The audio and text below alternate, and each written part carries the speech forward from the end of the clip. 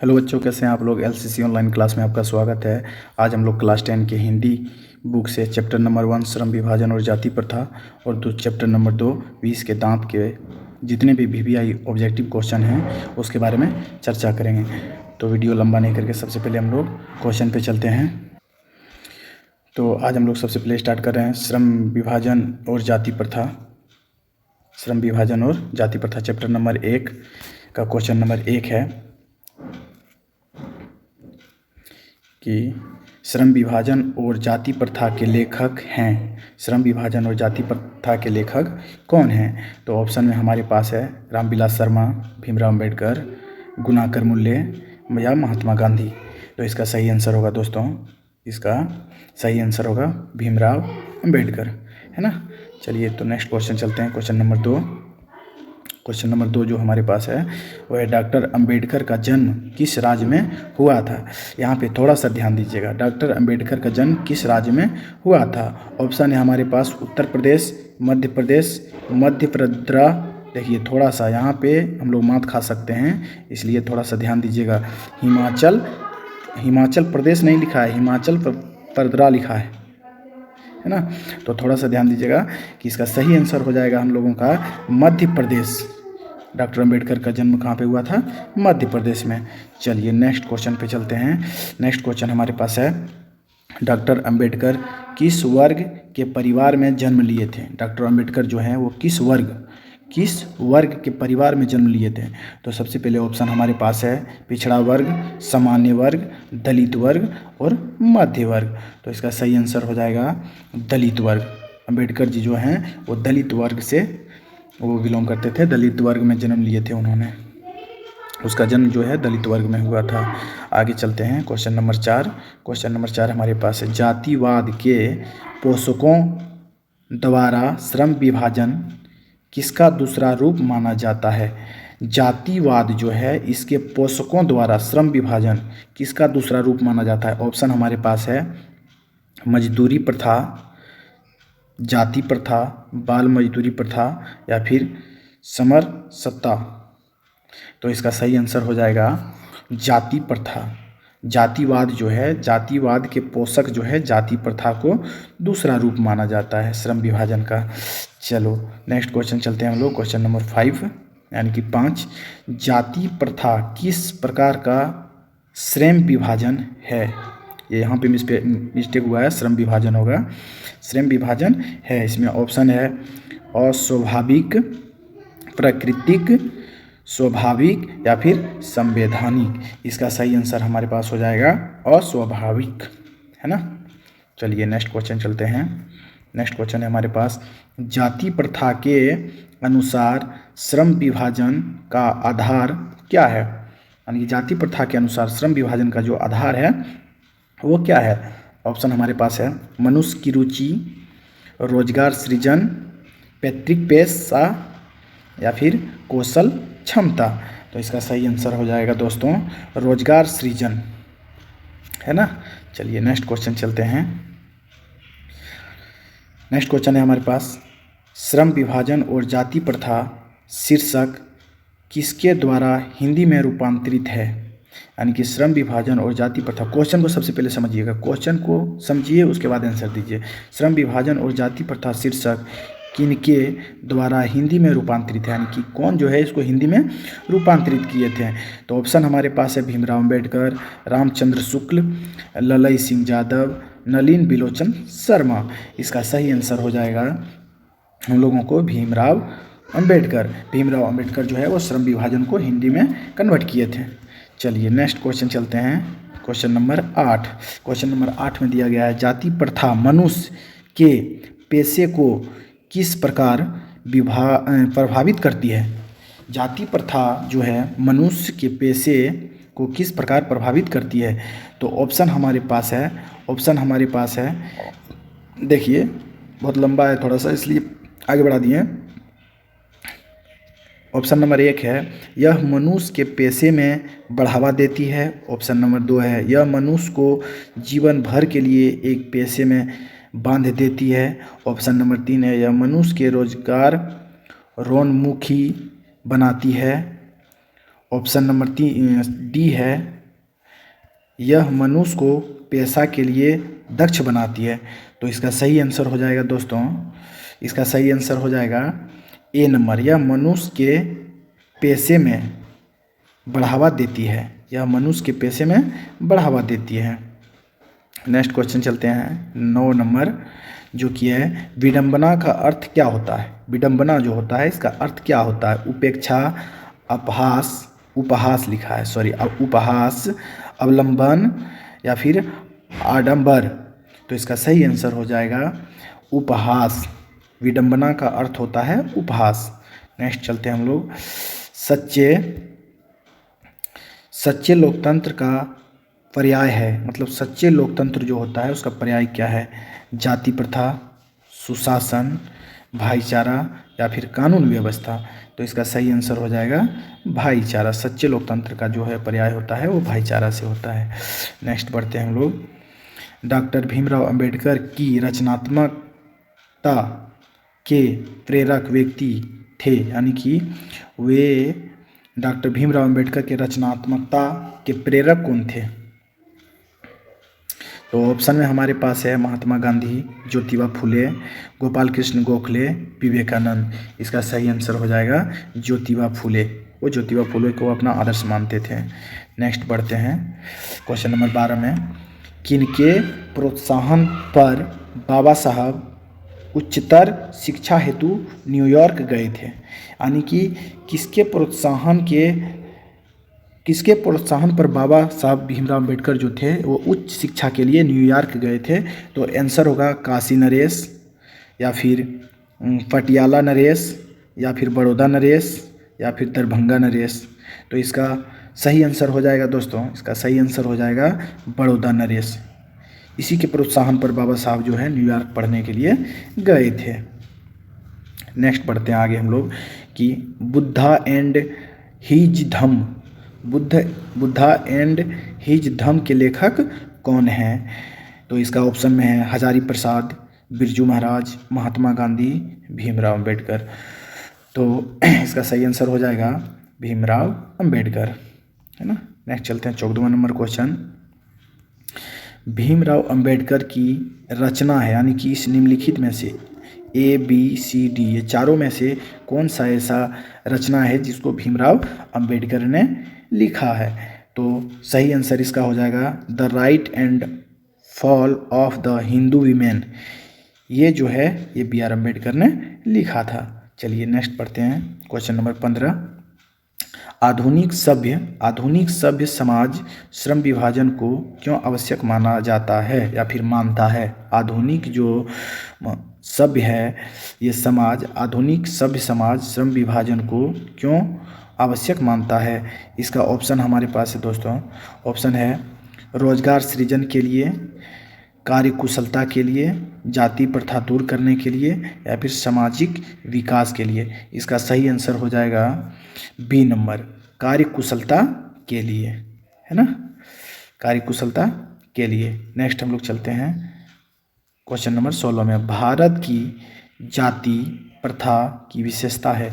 भारत की जाति प्रथा की विशेषता क्या है। तो इसका सही आंसर हो जाएगा यह श्रमिकों का स्वाभाविक विभाजन है। इसका सही आंसर हो जाएगा यही दोस्तों, यह श्रमिकों का अस्वाभाविक विभाजन है ना। चलिए नेक्स्ट बढ़ते हैं 17 नंबर, बहुत लंबा क्वेश्चन है इसलिए थोड़ा PDF में आ नहीं रहा है। और सबसे पहले आप लोग को बता दूं कि हमारे अगर चैनल को सब्सक्राइब नहीं किए तो सब्सक्राइब कर लें और लाइक भी कर दें, ताकि इसी तरह का वीडियो अगर बनाएं तो इससे भी और अच्छा वीडियो बनाएं तो आप लोगों के बीच सबसे पहले पहुंचे। नेक्स्ट क्वेश्चन 17 नंबर में है, लेखक आज के उद्योगों में गरीबी और उत्पीड़न से भी बड़ी समस्या किसे मानते हैं। तो इसका सही आंसर हो जाएगा, थोड़ा ऊपर कर लेते हैं, इसका सही आंसर हो जाएगा ए नंबर, निर्धारित कार्य को अरुचि के साथ विवशतावश करना। इसका सही आंसर हो जाएगा दोस्तों। नेक्स्ट आगे बढ़ते हैं क्वेश्चन नंबर 18, आधुनिक मनु कहा गया है, यानी कि आधुनिक मनु किसे कहा गया है? तो आधुनिक मनु जो है वो डॉक्टर बी.आर. अम्बेडकर को कहा गया है ना। चलिए नेक्स्ट बढ़ते हैं, क्वेश्चन नंबर 19। श्रम विभाजन और जाति प्रथा के लेखक कौन है? ये 2 बार हम लोग के बीच क्वेश्चन आ चुका है। श्रम विभाजन और जाति प्रथा के लेखक कौन है? एक बार पहले भी आया था। तो इसका सही आंसर हो जाएगा बाबा साहब भीमराव अंबेडकर। चलिए नेक्स्ट बढ़ते हैं, क्वेश्चन नंबर 20। लेखक बेरोजगारी का प्रमुख और प्रत्यक्ष कारण किसे मानते हैं? बेरोजगारी, लेखक जो है ये बेरोजगारी का प्रमुख और प्रत्यक्ष कारण किसे मानते हैं? तो प्रमुख और प्रत्यक्ष कारण, इसका सही आंसर हो जाएगा सी नंबर, जाति प्रथा को, जाति प्रथा को मानते हैं। नेक्स्ट बढ़ते हैं, question number 21। Doctor Bhimrao Ambedkar का जन्म कब हुआ था? डॉक्टर भीमराव अंबेडकर का जन्म कब हुआ था? तो 14 अप्रैल को तो हुआ था। देखिए उलझाने वाला क्वेश्चन कैसा है, 14 अप्रैल को तो हुआ था और 14 अप्रैल यहाँ हमारे हर जगह ऑप्शन में है। अब थोड़ा हम लोगों को याद रखना है कि किस साल में हुआ था। 14 अप्रैल को तो डॉक्टर भीमराव अम्बेडकर का जन्म हुआ था, लेकिन किस साल हुआ था उस पर थोड़ा ध्यान देना है। 14 अप्रैल 1888 को हुआ था, 14 अप्रैल 1889 को हुआ था, या फिर 14 अप्रैल 1890 को हुआ था, फिर 14 अप्रैल 1891 को हुआ था। तो इसका सही आंसर हो जाएगा 14 अप्रैल 1891 को बी.आर. अम्बेडकर का जन्म हुआ था। नेक्स्ट बढ़ते हैं, question number 22। Doctor Bhimrao Ambedkar का जन्म कहाँ हुआ था, है ना। तो डॉक्टर भीमराव अंबेडकर का जो जन्म है वो महू मध्य प्रदेश में हुआ था। महू मध्य प्रदेश में दलित फैमिली के यहाँ बी.आर. अम्बेडकर का जन्म हुआ था 14 अप्रैल 1891 में। नेक्स्ट बढ़ते हैं हम लोग, क्वेश्चन नंबर 23। भारतीय संविधान के निर्माता के रूप में हम किन्हें मानते हैं? तो भारत का जो संविधान है वो भीमराव अंबेडकर ने ही लिखा था, तो इसलिए बी ऑप्शन सही होगा। नेक्स्ट बढ़ते हैं, डॉक्टर भीमराव अंबेडकर के पिता का नाम क्या था? डॉक्टर भीमराव अंबेडकर के जो थे उनके पिता का नाम क्या था? रामदेव सकलपाल या फिर रामजी सकलपाल, सकपाल लिखा है ना, राम किशुन सकपाल या फिर राधेराम सकपाल। तो डॉक्टर भीमराव अंबेडकर जो थे इनके पिताजी का जो नाम था वो था रामजी सकपाल। ये सही आंसर हो जाएगा, रामजी सकपाल। नेक्स्ट बढ़ते हैं, डॉक्टर भीमराव अंबेडकर के माता का क्या नाम था? जो बी.आर. अम्बेडकर थे उनकी माता जो थी उनका क्या नाम था? तो उनकी माता का जो नाम है वो है Bhima by. Option number D सही होगा, भीमा बाई। नेक्स्ट बढ़ते हैं, क्वेश्चन नंबर 26। डॉक्टर अंबेडकर ने पीएचडी की जो पढ़ाई की थी, पीएचडी की उपाधि कब प्राप्त की थी? यानी कि डॉक्टर बी.आर. अम्बेडकर ने पीएचडी जो है वो किस वर्ष में किया था? तो इसका सही आंसर हो जाएगा 1916 में किया था, है ना। नेक्स्ट बढ़ते हैं कि the caste in India where mechanism किनकी रचना है? The caste in India where mechanism किसकी रचना है, यानी कि इस बुक को किसने लिखा था? तो इसका सही आंसर हो जाएगा बी.आर. अम्बेडकर ने, बी.आर. अम्बेडकर ने। ये 27 क्वेश्चन वीवीआई क्वेश्चन जो था, 27 क्वेश्चन वीवीआई क्वेश्चन था जिसको हर साल एग्जाम में पूछा जाता है। अब हम लोग नेक्स्ट चलते हैं चैप्टर नंबर 2 से।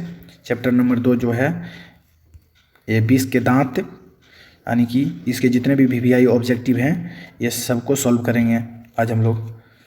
तो चलें सबसे पहले क्वेश्चन नंबर 1 को लेते हैं। क्वेश्चन नंबर 1 में क्या था? 20 के दांत कहानी किस वर्ग के अनेक अंतर्विरोधियों को उजागर कराती है या फिर करती है? तो इसका सही आंसर हो जाएगा ए नंबर, मध्य वर्ग के जितने भी अंतर्विरोधी होते हैं उनको उजागर कराते हैं। नेक्स्ट बढ़ते हैं हम लोग,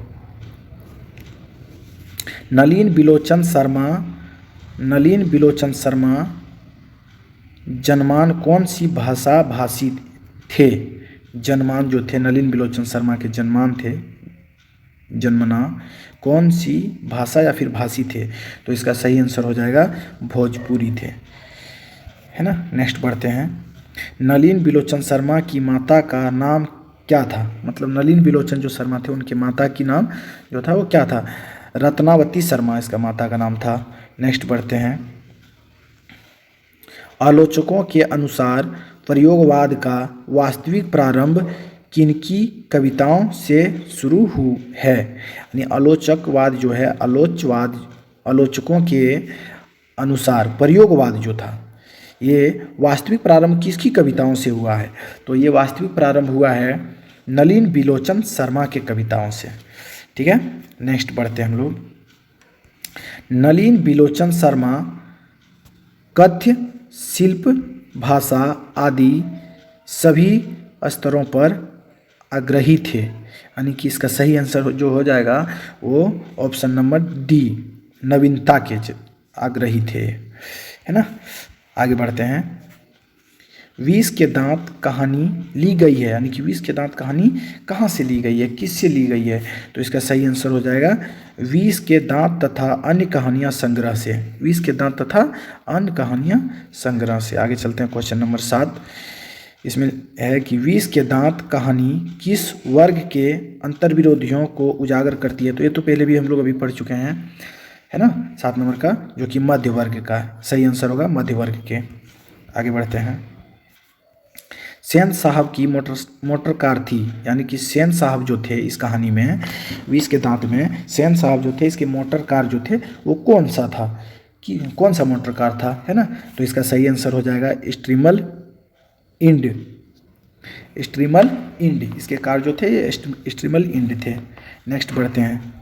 सेन साहब की मोटर कार किस रंग की थी? तो सेन साहब की जो मोटर कार थी ये काले रंग की थी, ब्लैक रंग की थी, है ना। आगे बढ़ते हैं। सेन साहब की कितनी पुत्रियां थी? तो सेन साहब की जो पुत्री थी वो 5 पुत्रियां थी।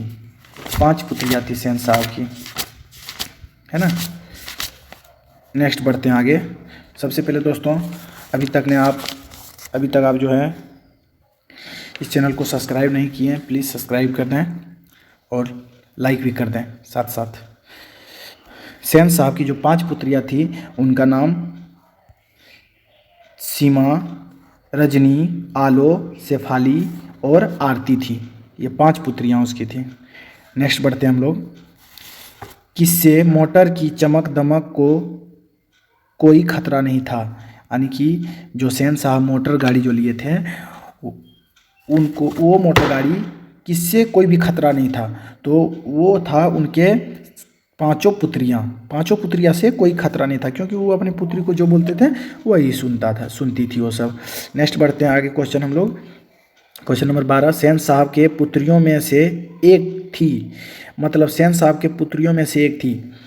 ये हमारे पास 4 ऑप्शन है, A B C D। ये चारों ऑप्शन में से सेन साहब के जो पुत्री थे वो ये चारों में से एक ही वो कोई सही होगा और 3 को गलत होगा। तो अभी तुरंत हम लोग बताएं कि सेन साहब की जो 4 पुत्रियां थी उसमें से सीमा, रजनी, आलो, शेफाली और आरती थी। तो आरती इसका सही आंसर हो जाएगा, आरती। नेक्स्ट बढ़ते हैं आगे क्वेश्चन। सेन साहब खोखा को क्या बनाना चाहते थे? खोखा को सेन साहब जो थे वो उसको इंजीनियर बनाना चाहते थे। क्या बनाना चाहते थे? इंजीनियर बनाना चाहते थे। नेक्स्ट क्वेश्चन चलते हैं। लोग सेन साहब को उनके बच्चे के लिए कौन सा विद्यालय उपयुक्त बताते हैं? तो इसका सही आंसर हो जाएगा बी नंबर, किंडरगार्टन स्कूल, है ना। आगे बढ़ते हैं। Next question, question number 15। Madan के पिता का नाम था, यानी कि मदन के जो पिता थे उनका क्या नाम था? तो मदन का पिता का नाम था गिरधर लाल। आगे बढ़ते हैं। सेनों ने अपने सिद्धांतों को क्यों बदल दिया? सेनों ने अपने सिद्धांतों को क्यों बदल दिया? तो इसलिए बदल दिया था कि खोखा के दुर्ललित स्वभाव के अनुसार, खोखा जो थे उसका व्यवहार ठीक ठाक नहीं था, वो मानते नहीं थे सेन साहब की बात, है ना। आगे बढ़ते हैं। Question number 17। दुर्ललित का शब्दार्थ क्या होता है? दुर्ललित का शब्दार्थ क्या होता है? तो दुर्ललित का शब्दार्थ होता है लाड़ प्यार में बिगड़ा हुआ। सेन साहब जो थे वो अपने बेटे को बहुत लाड़ प्यार करते थे और इसी की वजह से वो बिगड़ गया था। आगे बढ़ते हैं। नलिन बिलोचन शर्मा की स्कूल की पढ़ाई कहाँ हुई? नलिन बिलोचन शर्मा जो थे इसके स्कूल की पढ़ाई कहाँ से किए थे? वो स्कूली पढ़ाई तो वो पटना कॉलेज से किए थे। पटना, इस कॉलेज का नाम होगा पटना कॉलेजिएट स्कूल में, यहीं से किए थे नलिन बिलोचन शर्मा ने अपना पढ़ाई। चलो नेक्स्ट बढ़ते हैं। सेन साहब अपने पुत्र को क्या बनाना चाहते थे? तो सेन साहब जो थे ये अपने पुत्र को भैया इंजीनियर बनाना चाहते थे, या तो बिजनेसमैन बने या तो फिर इंजीनियर बने। नेक्स्ट क्वेश्चन चलते थे। मदन ने कासू के कितने दांत तोड़ डाले? मदन जो था वो मदन और कासू में एक बार लड़ाई हुआ, इसकी वजह से क्या हुआ था, मदन ने कासू के 2 दांत जो थे उसको तोड़ दिए थे। नेक्स्ट बढ़ते हैं। खोखा किसको कहते थे? कि खोखा किसको कहते हैं? खोखा जो है, खोखा नाम था कासू का, कासू का ही नाम खोखा था, उसको खोखा करके भी बुलाया जाता था। नेक्स्ट बढ़ते हैं। दूरदमनीय का शब्दार्थ क्या होता है ना? 22 नंबर। इसका सही आंसर होगा कल से जिसका दमन किया जा सके। कल छल जो होता है, कल से जिसका दमन किया जा सके। चलो नेक्स्ट बढ़ते हैं। सेन साहब का मित्र क्या था? तो सेन साहब का जो मित्र थे वो एक पत्रकार थे। वो क्या थे? पत्रकार थे। आगे बढ़ते हैं। Question number 24। गिरधर लाल जो था वो किस वर्ग का प्रतिनिधित्व करता था? तो गिरधर लाल जो थे वो निम्न वर्ग के प्रतिनिधित्व करते थे, यानी कि निम्न वर्ग के सपोर्ट में रहते थे वो हर हमेशा। नेक्स्ट बढ़ते हैं। विष के दांत शीर्षक कहानी के कहानीकार कौन थे? तो विष के दांत जो कहानी लिखे हैं उसका नाम है नलिन बिलोचन शर्मा, है ना? लेखक नलिन बिलोचन शर्मा हैं। नेक्स्ट बढ़ते हैं। Question number 26। गिरधर लाल कौन है? तो गिरधर लाल जो हैं वो मदन के पिता हैं। वो कौन है? मदन के पिता हैं। आगे बढ़ते हैं। Question number 27। मदन की उम्र क्या थी? तो मदन की जो उम्र था वो 5 से 6 साल तक था मदन का उम्र। नेक्स्ट बढ़ते हैं। 28 नंबर। कासू मदन के साथ किस खेल में शरीक होना चाहता था? यानी कि कासू जो था वो मदन के साथ किस खेल में खेलना चाहता था? तो वो लट्टू के खेल में शरीक होना चाहता था, दोनों एक साथ लट्टू खेलना चाहता था, है ना? आगे बढ़ते हैं। Question number 19। गिरधर लाल किसकी फैक्ट्री में किरानी था? तो गिरधर लाल तो काम करता था लेकिन वो तो एक किरानी थे, तो वो किसकी फैक्ट्री में थे? तो वो थे सेन साहब की फैक्ट्री में। सेन साहब की फैक्ट्री में किराने के पद पे काम करते थे गिरधर लाल। नेक्स्ट बढ़ते हैं। नलिन बिलोचन शर्मा का जन्म कब हुआ था? तो नलिन बिलोचन शर्मा का जो जन्म हुआ था वो हुआ था 18 फरवरी 1916 में। नलिन बिलोचन शर्मा 18 फरवरी 1916 में। नेक्स्ट बढ़ते हैं। अगला क्वेश्चन। नलिन बिलोचन शर्मा का जन्म कहाँ हुआ था? तो नलिन बिलोचन शर्मा का जन्म बदरघाट पटना में हुआ था, है ना? Next question. नलिन बिलोचन शर्मा के पिताजी का क्या नाम था? तो नलिन बिलोचन शर्मा जो थे उनके पिताजी का नाम पंडित रामावतार शर्मा थे। पंडित रामावतार शर्मा नलिन बिलोचन शर्मा के पिताजी का नाम था। आगे बढ़ते हैं। क्वेश्चन नंबर 33 यानी कि 33 कि दृष्टिकोण किसकी रचना है? यानी कि दृष्टिकोण जो है वो ये 4 ऑप्शन में से किसने लिखा है? तो इसका सही आंसर हो जाएगा नलिन बिलोचन शर्मा। नलिन बिलोचन शर्मा ने ही दृष्टिकोण बुक्स को लिखा है। नेक्स्ट बढ़ते हैं। मोटर कार को किससे खतरा हो सकता था? कासू से, मदन से, खोखा से या फिर इंजीनियर से? तो इसका सही आंसर हो जाएगा खोखा से। खोखा से जो मोटर कार था सिर्फ और सिर्फ खोखा से खतरा था, क्योंकि वो उसमें स्केच कर देते थे, है ना? गर्दा उर्दा लगा देते थे। नेक्स्ट बढ़ते हैं कि सेन साहब ने किसे खूब फटकार लगाई? सेन साहब जो थे वो किसको खूब फटकार लगाया था? तो इसका सही आंसर हो जाएगा गिरधर लाल को, जो किरानी के तौर पे काम करते थे उनके फैक्ट्री में, उसको खूब फटकार लगाया था। आगे बढ़ते हैं हम लोग कि मदन अक्सर किसके हाथों से पिटता था? तो मदन जो है वो अक्सर पिता के हाथों से पिटता था, अपने पिता के हाथों से वो बहुत पिटता था मदन, है ना? नेक्स्ट आगे बढ़ते हैं। क्वेश्चन नंबर 37, नलिन बिलोचन शर्मा की मृत्यु कब हुई? तो नलिन बिलोचन शर्मा की जो मृत्यु था वो 12 सितंबर 1961 में हुआ था। नलिन बिलोचन शर्मा, है ना, इसकी मृत्यु 12 सितंबर 1961 में हुआ था। नेक्स्ट बढ़ते हैं और ये लास्ट क्वेश्चन है, डॉक्टर बी आर अम्बेडकर की मृत्यु कब और कहाँ हुई थी? तो डॉक्टर बी आर अम्बेडकर की जो मृत्यु हुई थी वो 1956 में दिल्ली में हुआ था। दिल्ली में उनकी मृत्यु हुई थी। बहुत कमेंट आ रहा है दोस्तों कि लघु त्रिकोचन, अति लघु त्रिकोचन लेके आए, तो बता देता हूँ कि एलसीसी ऑनलाइन क्लास में नेक्स्ट जो क्वेश्चन आएगा, नेक्स्ट क्वेश्चन हिंदी से अति लघु त्रि से लाएंगे हम लोग। और सबसे पहले आप लोग को बता देता हूँ कि मेरे चैनल को थोड़ा सब्सक्राइब कर लें और लाइक भी कर लें, है ना। चलो नमस्कार, जय हिंद।